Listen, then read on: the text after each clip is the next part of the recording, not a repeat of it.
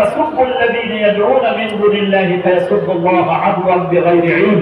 আপনি স্টাডি করবেন সূরা আনাম ৬৫টা আয়াত, 165 টোটাল আয়াতের 108 নাম্বার আয়াত। আল্লাহ পাক বলেন, তারা আল্লাহকে বাদ দিয়ে অন্যের যে পূজা অর্চনা করে তাদেরকে তোমরা গালাগালি দিও না। গালাগালি দিলে ওরা উল্টো তোমার আল্লাহকে গালাগালি দেবে। এই জন্য পৃথিবীতে আমরা ইসলাম মানি, অন্য ধর্মকে আমরা সম্মান জানাই, তবে মানি আমরা ইসলাম। অন্য ধর্মকে আমরা ক্রিটিসাইজ করি না। এটা আমাদেরকে ইসলাম শেখায়। কথা বলছেন না কেন? ইসলাম আমাদেরকে আরো শেখায় যে এই পৃথিবীতে খায়রুন নাস ইয়ানফাউন নাস, মানুষকে সৃষ্টি করা হয়েছে মানুষের কল্যাণের জন্য। আজকে আমার বাড়ির পাশে যদি কোনো মুসলিমের বাসা থাকে, লোকটা যদি বেমারি হয়, তার মেয়েকে বিয়ে দিতে পারছে না, ইসলাম আমাকে বলে বেমারি হলে তাকে খবর নাও, তাকে কিছু টাকা পয়সা দিয়ে তাকে চিকিৎসার পয়সা যেন হয়ে যায় এরকম সিস্টেম করো। তার মেয়েকে বিয়ে দিতে পারছে না, সে মুসলিম হোক না মুসলিম হোক, তার পাশে গিয়ে দাঁড়িয়ে তাকে একটু টাকা পয়সা দিয়ে হেল্প করে তার মেয়ের বিয়েটার ব্যবস্থা করে দাও। ইসলাম আমাদেরকে এটা শেখায়। ইসলাম আমাদেরকে আরো শিখায় যেরকম আমাদের জন্য গোমাংস হালাল, আমাদের এই দেশে হিন্দু ভাইয়েরা তারা ওটা খায় না, ওটা তারা খায় না। এজন্য ইসলাম আমাকে বলেছে আমি যদি এই মাংসটা বাড়িতে নিয়ে আসি, এটা লুকায়িত ভাবে রান্না বান্না করে তার যেন কষ্ট না পায়, সে যেন গন্ধ না পায়, ইসলাম আমাদেরকে এটা শেখায়। কথা বলছেন না কেন? ইসলাম আমাদেরকে এটা শেখায়। এজন্য মুসলিমের জন্য কখনোই জায়েজ নাই যে একটা প্রতিষ্ঠানকে ভেঙে সেখানে মসজিদ বানাবে। এটা আদৌ জায়েজ নাই, আদৌ জায়েজ নাই। আর মুসলিমরা এটা করেও না। আল্লাহ পাক আমাদেরকে হকের পথে থাকার তৌফিক দান করুন। বিশ্বনবী চিন্তা করে দেখছেন, আজ থেকে ৪০০০ বছর আগে নবীজি বলছেন যে আমার দুশমনেরা এমন কথা বলতে পারে যে ইহুদিদের কাছ থেকে জোর করে জমি দখল করে জমি নিয়ে সেখানে মসজিদ বানিয়েছে। অতএব আল্লাহ রাসূল সমকালীন যুগের যে মূল্য, উপযুক্ত মূল্য এই দুই ব্যক্তিকে দিয়ে মসজিদে নববী আল্লাহ রাসূল বানালেন। সুবহানাল্লাহ। আমার ভাইরা, বিশ্বনবী হযরত মুহাম্মদুর রাসূলুল্লাহ সাল্লাল্লাহু আলাইহি ওয়াসাল্লাম যখন মক্কা থেকে হিজরত করে মদিনায় গেলেন, আগে ওই জায়গাটার নাম ছিল ইয়াসরিব, মানে বিধ্বস্ত নগরী। ওই জায়গায় আমার ভাইরা বিরাট বড় ভূমিকম্প হয়েছিল, জমি জায়গাগুলো নষ্ট হয়ে গেছিল, ফসলটা তেমন ভালো করে ফলে নাই। কিন্তু আল্লাহ রাসূল যখন মক্কা থেকে হিজরত করে মদিনায় গেলেন, যাওয়ার সাথে সাথে ওই এলাকাটাকে আল্লাহ বরকতপূর্ণ করলেন। সুবহানাল্লাহ। আল্লাহ কোরআন যখন আপনি স্টাডি করবেন, আপনি পড়বেন 16 নম্বর পারা 2 নম্বর সূরা, সূরা মরিয়ম 98 টোটাল আয়াত 30 এবং 31।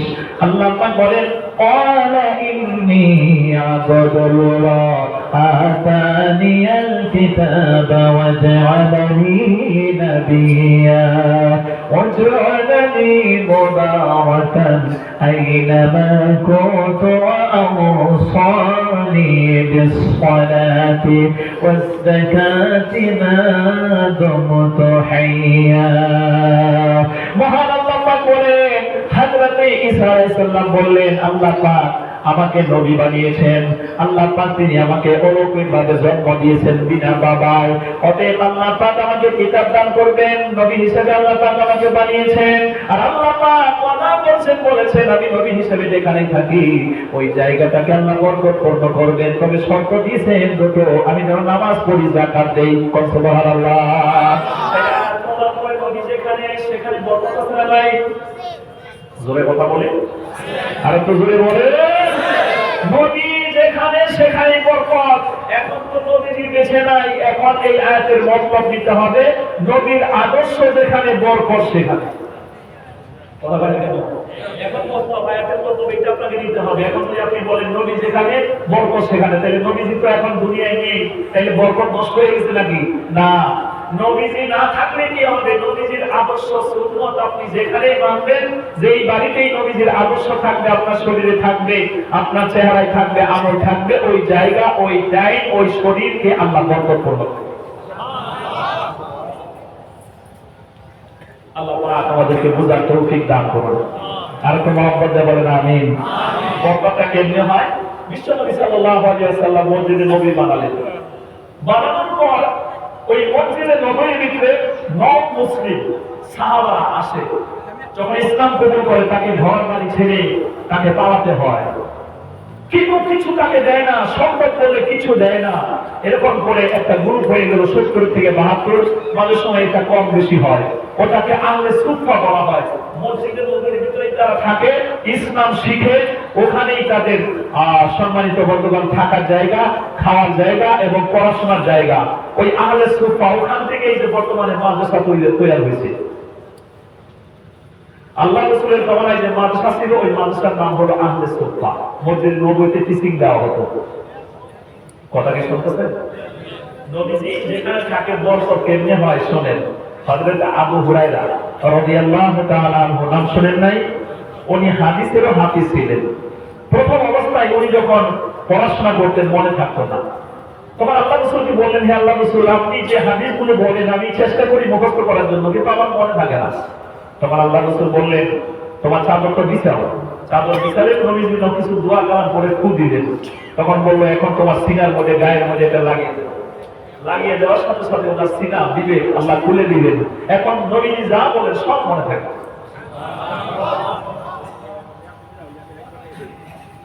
সব মনে থাকে। তো তখন উনি হাদিসগুলো সংগ্রহ করতে শুরু করলেন, মুখস্থ করতে শুরু করলেন। মাঝে মাঝে আল্লাহ রাসূলের দরবার ছেড়ে উনি যেতেন না, খাবারের টাইম হলে বাড়ি যেতেন না। কেন? এই সময় নবীজি যদি কোনো হাদিস বলে ফেলেন, ওটা তো আমি শুনবো না, আমার মনে হবে না, ওদের যেতেন না। ক্ষুধার তাড়নায় উনি হয়রান হয়ে যেতেন, পেরেশান হয়ে যেতেন, পাগল করা হয়ে যেতেন। একদিন খুব ক্ষুধা লেগেছে, এখন খানা খাবে, আবার লজ্জায় বলতেও পারে না। তখন হযরত আবু বকর রাস্তা দিয়ে যাচ্ছে, ওনার কাছে গিয়ে ওনার সাথে কথাবার্তা বলতেছেন, কিন্তু মাথায় গিয়ে আলোচনা করতেছেন। ওনার চিন্তা হলো, আমি আবু বকরের সাথে কথাবার্তা বললে এই আলোচনার ফাঁকে ফাঁকে ওনার বাড়িতে যদি আমাকে নিয়ে যায় আর আমাকে একটু মেহমানদারি করলে আমি একটু খানা খেতে পারবো, খুব ক্ষুধা লেগেছে। কথা শুনতেছেন? হযরত আবু বকর আলোচনা শুনলেন বন্ধুগণ, কিন্তু আবু বকরের এমনটাই ছিল, ওনার বাড়িতে সেই দিন খাবারে ছিল না। সেই জন্য হযরত আবু বকর নাকে সঙ্গী হিসেবে নিলেন না। এরপরে ওই রাস্তা দিয়ে যাইতেছিল হযরত ওমর রাদিয়াল্লাহু তাআলা আনহু। আল্লাহ রাসূল বলেন, আমার পরে কোনো নবী রাসূল নাই, যদি নবী হতো আল্লাহ ওমরকে বানিয়ে দিত। সুবহানাল্লাহ। ওমর আল্লাহ তাআলা এমন নেককার বান্দা ছিল, হযরত ওমর যেই রাস্তা ধরতেন, যেই রাস্তা দিয়ে যেতেন, 40 দিন পর্যন্ত ইবলিস শয়তান ওই রাস্তা ধরতো না। আল্লাহু আকবার। হযরত ওমরের সাথে উনি কথাবার্তা বলেন, ওরা চিন্তা হলো মাসলা মাসাইল বলতে বলতে আমাকে দাওয়াত দিলাম, একটু খানা খাবো। আমার ভাইরা, ওমরও তাকে দাওয়াত দিলেন না। সর্বশেষে রহমতের নবী, দয়ার নবী ওই রাস্তা দিয়ে আসতেছে। ওমা আরসালনাকা ইল্লা রাহমাতাল লিল আলামিন। জোরে বলেন আল্লাহু আকবার।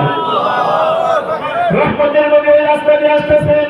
বিশ্ব নবী তার চেহারার দিকে তাকিয়ে বুঝতে পারলেন আবু হুরায়রা বড় ক্ষুধা লেগেছে। হযরত আবু হুরায়রাকে ইশারা করলেন, চলো। মুস্কি হাসি দিয়ে ইশারা করলেন, চলো আমার বাড়ি চলো। নবীজির বাড়ি গেলেন। নবীজি বাড়িতে গিয়ে আসসালামু আলাইকা ইয়া আয়েশা সিদ্দিকা, আসসালামু আলাইকা ইয়া মাইমুনা, আসসালামু আলাইকা ইয়া সাফিয়া, আসসালামু আলাইকা ইয়া খাদিজা। বিবিদেরকে নাম ডেকে ডেকে সালাম দিতেন। কোন সুবহানাল্লাহ। নারে তাকবীর। আলহামদুলিল্লাহ, আপনাদের এলাকায় সালাম দেওয়ার অভ্যাস আছে, আপনাদের এখানে বলতে লাগে না, তারপরে বিষয়গুলো আছে ভুলে যায় না। বাড়িতে গিয়ে সালাম দেওয়ার ব্যাপারে এমনটা এসছে যে ইয়া আইয়ুহাল্লাযীনা আমানু লা তাদখুলু বুয়ুতান গায়রা বুয়ুতিকুম হাত্তা তাস্তানিসু ওয়া তুসাল্লিমু আলা আহলিহা। সূরা আন-নূর 64 ফুটের আয়াতে 27 নম্বর আয়াত। এখানে একটা সালামের কথা এসছে। আবার আপনি এই সূরাটা শেষ করবেন, যখন শেষ করবেন 61 নম্বর আয়াত, 61 নম্বর আয়াতে আরেকবার এসছে, ফাইদা দাখালতুম বুয়ুতান ফাসাল্লিমু আলা আনফুসিকুম তাহিয়াতান মিন ইনদিল্লাহি মুবারাকাতান তাইয়্যিবা। এই আয়াতে দুইবার সালামের কথা বলা হয়েছে। তুমি নিজের ঘরে অথবা অন্যের ঘরে প্রবেশ করতে গিয়ে সালাম দাও। অন্যের ঘরে গেলে আরেকটা জিনিস লাগবে, ইজাজত লাগবে। সালাম দেওয়ার পরে আপনি বলতে হবে, আমি আপনার বাড়িতে আসতে চাই, ইজাজত আছে ভাইয়া? 3 বার বলবেন। সে যদি বলে আপনি আপকা, তাইলে আসবেন। আর যদি বলে না ইজাজত নাই, তাহলে আপনাকে ফেরত আসতে হবে, ব্যাকে আসতে হবে। কথা ঠিক না? এর নাম ইসলাম। আর নিজের বাড়িতে বলে শুধু সালাম দিয়ে আপনি যোগ দেন, আপনার বাড়িতে ইজাজত নেওয়ার দরকার নাই। তো সালাম এখানে দুইবারের কথা বলেছেন। আর আপনার বলা বড় ফাইদা দাখালতুম বুয়ুতান ফাসাল্লিমু আলা আনফুসিকুম তাহিয়াতান মিন ইনদিল্লাহি মুবারাকাতান তাইয়্যিবা। আল্লাহ রাব্বুল আলামিন বলেন, তোমার ঘরে তুমি সালাম দিলে ঘরে আল্লাহ বরকত নাযিল করে, ঘরটাকে বরকতওয়ালা বানায় দেয়। সুবহানাল্লাহি ওয়া বিহামদিহি। কত লাগি ঘরে যাওয়ার সময় সালাম দেওয়ার দরকার আছে না নাই? কোকা সালাম দেওয়ার দরকার আছে না নাই? তো আমরা ইনশাআল্লাহ সালাম দেব।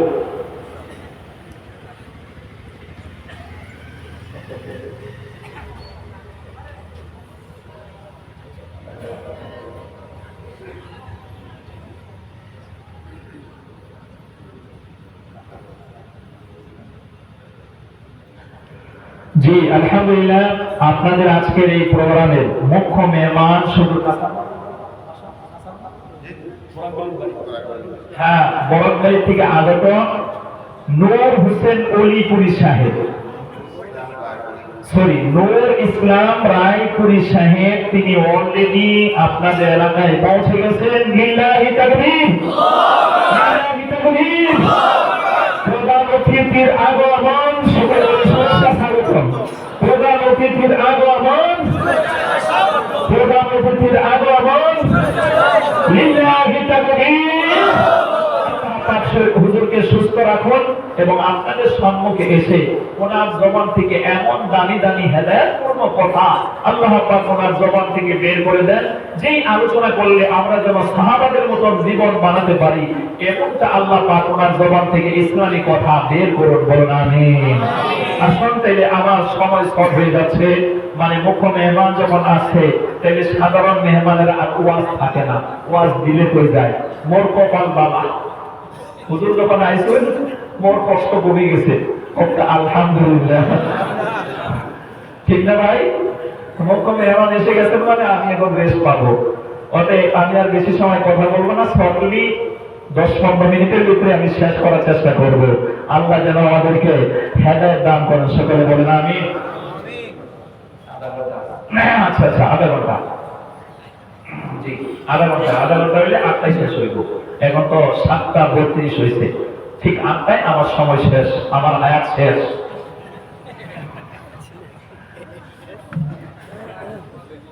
একটা গজল শোনাই, শুনতেছেন? শুনতেছেন?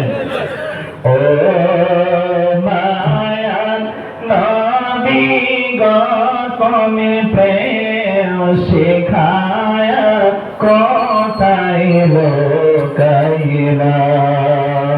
ও মায়া নবী গো তুমি প্রেম শিখায়া কোথায় লোকাইলা। কেমনে পাবো তোমার দেখা নবী, কেমনে পাবো তোমার দেখা নবী, স্বপ্নে এসে বলো না প্রেম শিখায়া কোথায় লোকাইলা। ও মায়ার নবী গো তুমি প্রেম শিখায়া কোথায় লোকাইলা। কত কাফের দেখলাম তোমাকে, কত কাফের দেখলাম তোমাকে, উম্মত হয়ে দেখলাম না প্রেম শিখায়া কোথায় লোকাইলা। বলো মায়ার নবী গো তুমি প্রেম শিখায়া কোথায় লোকাইলা। বলো মায়ার নবী গো তুমি প্রেম শিখায়া কোথায় লোকাইলা। লিল্লাহি তাকবীর। আমার সম্মানিত বন্ধুগণ, বিশ্বনবী যে জায়গায় আল্লাহ বরকত সেই জায়গায় এই কথাটাই আমি আপনাদেরকে বলতে চাচ্ছিলাম। বন্ধুরে হযরত আবু হুরায়রাকে নবীজি ইশারা দিয়ে বাড়ি নিয়ে গেলেন। বাড়ি গিয়ে সালাম করে বিবিদেরকে বললেন, ও প্রাণের বিবিরা, বলো তো দেখি কোনো খাবার আছে কিনা। আম্মা আয়েশা সিদ্দিকা রাদিয়াল্লাহু তাআলা আনহা বলেন, হে আল্লাহর রাসূল, বাড়িতে খাবার বলতে কিছুই নাই, তবে হ্যাঁ একটু আগে একটা দুধের পেয়ালার মধ্যে ভর্তি করে দুধ হাদিয়া এসেছে। নবীজি বললেন, এটা নিয়ে এসো। আল্লাহর রাসূলের সম্মুখে নিয়ে এলে বিশ্বনবী ওখানে বরকতের হাত রাখলেন, কি যেন দোয়া কালাম পড়ে একটু ফুঁক দিলেন। এবার আবু হুরায়রাকে বললেন, আবু হুরায়রা রে, তোমার যেরকম ক্ষুধা লেগেছে শুধু তোমারই নয়, ওই যে আমার সাহাবীরা, কোরআনের পাখি, কোরআনের ছাত্র, আহলে সুফা মসজিদে নবীর মধ্যে তুমি চলে যাও, ওই নবীর ভিতরে 70 থেকে 72 জন সাহাবী কয়েকদিন থেকে তারা খানা খায় নাই। সুবহানাল্লাহ। আমার ভাইরা, ইসলামে তো সহজে আসে নাই, বড্ড কষ্টের মাধ্যমে ইসলাম এসেছে। সাহাবারা দিনের পর দিন না খেয়ে ইসলামের শিক্ষা বিধান অর্জন করেছে। নবী বললেন, সেই সাহাবাদেরকে রেখে শুধু আমরা খেতে পারি না, আমার সাহাবাদেরকে নিয়ে আসো। নবীজি এই কথা বলার সাথে সাথে হযরত আবু হুরায়রা তিনি চিন্তা করতেছেন, এই পেয়ালার মধ্যে যতটা দুধ আমি একাই তো শেষ করে দেব, তারপরে আমার পেট ভরবে না। নবীজি আবার বলতেছেন, আর 70 জনকে নিয়ে আসো, তাহলে আমি খাই কবিতা। আল্লাহু আকবার। পেয়ালার মধ্যে যতটা দুধ ও তো আমারও হইতো, আমার পেটে কোথাও ভরতো না, আর তাই বলতে আর 70 জন মিলাও। এখন সাহাবারা নবীজির কথা জেলা শুনছেন, বলার মানুষ কথা ঠিক কিনা? আমরা হলে তো প্রশ্ন করে দিতাম যে আল্লাহ রাসূল কিটা কইলেন, আমি করতে ঠিক না বেউস হয়ে গেছি, আপনি আর 70 জন আল্লাহ লাগি কইতরা আগে বলে দেব তো কইতে যাই। আমরা হলে কিন্তু সাহাবী কোন প্রশ্ন করে নাই, গেছে সাহাবীদেরকে দাওয়াত দিতে বড় খুশি হইছে, আরে নবীর বাড়িতে দাওয়াত, বরকতের দাওয়াত, সুবহানাল্লাহ। সাহাবারা খুশি হয়ে গেছে, সাহাবারা লাইন ধরে বসে গেছে। আল্লাহর রাসূল বললেন, আবু হুরায়রা, ওদেরকে তুমি খানা খাওয়াতে থাকো, দুধ তাদেরকে পান করাতে থাকো। এখন সাহাবারা পেয়ালা হাতে নেই, আমার ভাইয়েরা পান করতে থাকে, যত পান করে পেয়ালার মধ্যে যতটা দুধ ততটাই থাকে। এক একজন সাহাবী পেট ভর্তি করে কয়েকবার পান করে করে কয়, আমি আর খাইতাম না, আমার পেট ভরে গেছে, আমার জায়গা নাই। সুবহানাল্লাহ। সমস্ত সাহাবা 70 থেকে 72 জন সাহাবী গেল। তারপরে আবু হুরায়রা বলি, আমি দেখতে পেলাম নবীর বরকত পেয়ালার মধ্যে আগে যতটা দুধ ছিল এখনো সেই দুধই বিদ্যমান। সুবহানাল্লাহ। নারায়ে তাকবীর, লিল্লাহি তাকবীর। আমার ভাইরা, সমস্ত সাহাবা গেলে পেট করে। এবার আল্লাহর রাসূল মুস্কি হেসে বলে, আবু হুরায়রা, তোর বড় ক্ষুধা লেগেছে, খাও, তুমি পান করো। আবু হুরায়রা খাইতে শুরু করেছে, একবার পান করলো, দুইবার পান করলো, তিনবার পান করলো, চারবার পান করলো। আল্লাহর রাসূল বলে, আবু হুরায়রা, তোমার বড় ক্ষুধা লেগেছে, আরেকবার খাও। আবু হুরায়রা আরেকবার খায়, কয়, হুজুর, আমার পেটের মধ্যে আর কোনো জায়গা নাই। আল্লাহু আকবার। আল্লাহ রাসূল বললেন, আসো, পেয়ালাটা নিয়ে আসো। আল্লাহ রাসূল পান করলেন, তারপরে দুধ শেষ হলো। এই হলো নবী যেখানে থাকে বরকত সেখানে কথা বলেন লোকেরা। এই জন্য আমরা নবীর আদর্শ আমাদের বাড়িতে থাকবেন। আমি নবীর সুন্নতি তালিকা রাখবো, নবীর সুন্নতি আমার বন্ধুগণ, চুলটাকে আমি কাটবো 3 তরিকার 1 তরিকায় আমি চুলটাকে কাটবো। আমি গোপটাকে খাটো করবো, দাড়িটাকে লম্বা করবো, লম্বা একটু জামা পরবো। এই হলো নবীর আদর্শ।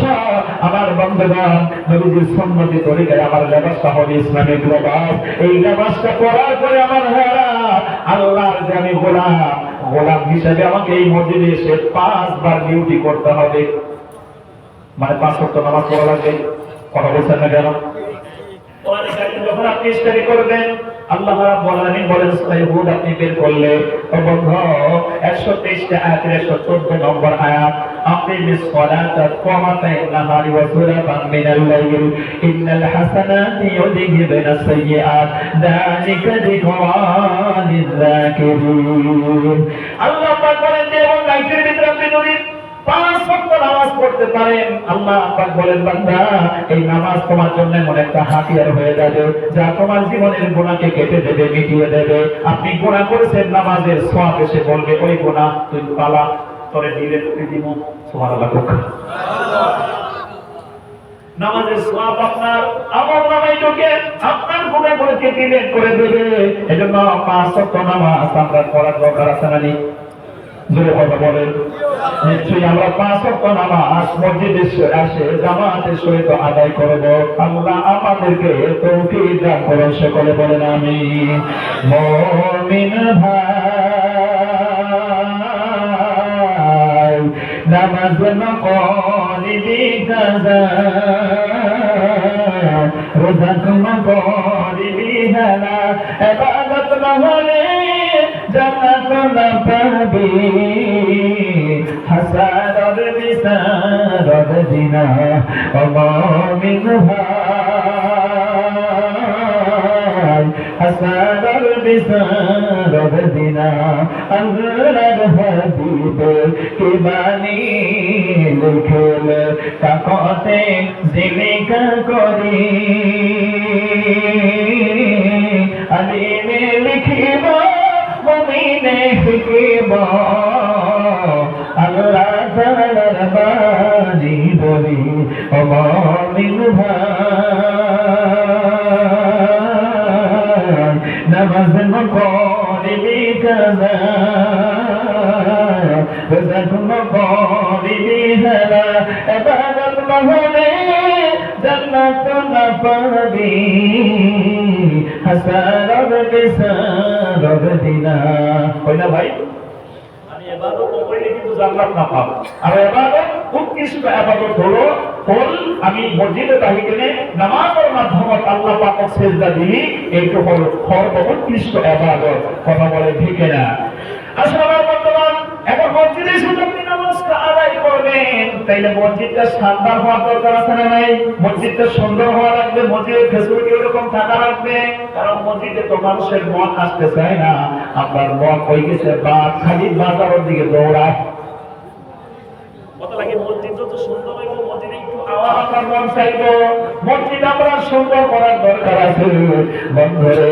এজন্য হাদিসের ভিতরে আছে আল্লাহ রাসূল বলেন আমি মসজিদে নববী বানাবো, কে আসো টাকা পয়সা জমা করো মসজিদে নববী নির্মাণ করার জন্য। সাহাবারা যত দান করেছিলেন সামর্থ্য অনুযায়ী তারা দান খয়রাত করেছিলেন। আমি বর্তমান থেকে আগত মেহমান মুসাফির, আপনাদের এই মসজিদে এখনো বারান্দার কাজ অনেকগুলো বাকি আছে। দয়া করে সম্মানিত বন্ধুগণ, এই বারান্দার কাজ হওয়ার জন্য কয়েকজন আল্লাহর বান্দা এই বারান্দায় টাইলস লাগাবে নাকি নরমাল লাগাবে? টাইলস লাগাবে। তাহলে টাইলস কালেকশন করা লাগে, ঠিক ঠিক কুমুটি সস করবে। ওই একটা প্যাকেটের ভিতরে 4 পিস মাল থাকে, আর যদি লম্বাটা দেওয়া হয় তাহলে 2 পিস থাকে। আপনি কয়েকজন আল্লাহর বান্দা বের হন তো, আপনি 5 প্যাকেট অথবা 2 প্যাকেট অথবা 10 প্যাকেট টাইলস দিবেন। যখন কাজ শুরু হবে মশলা করে আপনাদেরকে বলা হবে, তখন অ্যামাউন্টটা আপনারা কমিটির হাতে দিয়ে দেবেন। আসেন আপনি 5 প্যাকেট টাইলস দিয়ে দেবেন। আল্লাহর বান্দা যতদিন এখানে নামাজ পড়বে আপনি কবরে শুয়ে শুয়ে তার টেনশন পাবেন, সওয়াব পাবেন। আপনি মরে গেছেন কিন্তু মসজিদ বানানোর বিনিময়ে কবরে বসে বসে আপনি সওয়াব পেতে থাকবেন। জোরে বলনা সুবহানাল্লাহ। 5 প্যাকেট টাইলস দিনেওয়ালা কোন আল্লাহর বান্দা আছেন যে আল্লাহ যদি মরে তৌফিক দেয় সারা জীবন তো ইনকাম করি, বছরে 2 লাখ 3 লাখ টাকা মরে ইনকাম হয়, ওর ভিতর থেকে 5 প্যাকেট টাইলস মই কিনিয়ে দিয়ে আমি সীমান্ত একটা সওয়াবের অধিকারী হইব? এরা কোন আল্লাহর বান্দা আছেন যে 5 প্যাকেট আপনি টাইলস নেবেন? নামটা লেখান, আল্লাহ কবুল করবেন। আলহামদুলিল্লাহ, শাহাবুদ্দিন মজুমদার ভাইয়া রব্বুল আমিন এই বারান্দার কাজ করার জন্য আল্লাহ তোমার ঘরের কাজটাকে কমপ্লিট করার জন্য তিনি 20,000 টাকা দিয়ে গেছেন। আল্লাহ পাক ওনার দানে তুমি খুশি হয়ে যাও। আমি মুসাফির হয়ে দোয়া করি ওনার মা বাবার জীবনের গুনাহ খাতা আল্লাহ মাফ করে দেন রব্বুল আমিন। ওনার মনের ভিতরে যত নেক আশা আছে সবগুলো আল্লাহ পুরা করে দিন। খাস করে ওনার আব্বুকে আম্মুকে আল্লাহ মাফ করে দিন, মাফ করে দিন, আমিন। সকলে বলেন আমিন। আল্লাহ ছেলে মেয়েটা দান করেছেন, সুস্থ রাখুন, ভালো রাখুন, ওনার মা বাবার জীবনের গুনাহ খাতা মাফ করুন, আমিন। আলহামদুলিল্লাহ, শাহিদ ভাইয়া রব্বুল আলামিন যুবক বন্ধু 5,000 টাকা